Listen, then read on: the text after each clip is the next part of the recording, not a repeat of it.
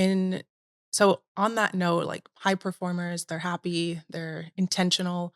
What would you say would be the most underrated lever for retention at companies?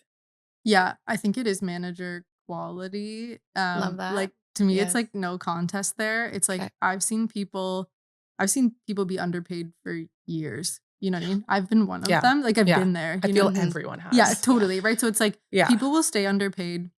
I think that people will put up with, like, maybe an unclear career path. Like, at startups, sometimes you have to build your own, and some people are totally fine with that, and that's great. I think people will leave because of bad managers. I find so often what happens at startup is, like, founders are like, "Oh, you're good at your job, so that means you're gonna be good at managing other people who do the same job," and it's like, that's not always the case, and so I find that middle layer of managers that are usually, like, pretty fresh, have been with the company for a bit, like, those are the most critical. Everything flows through them, and if there's cracks in that, I just people don't tolerate it. I've seen A players stick around through the most chaotic things, like, have the most insane workload of people I've ever met in my whole life, but the second they have a bad manager experience, they're like, I'm out."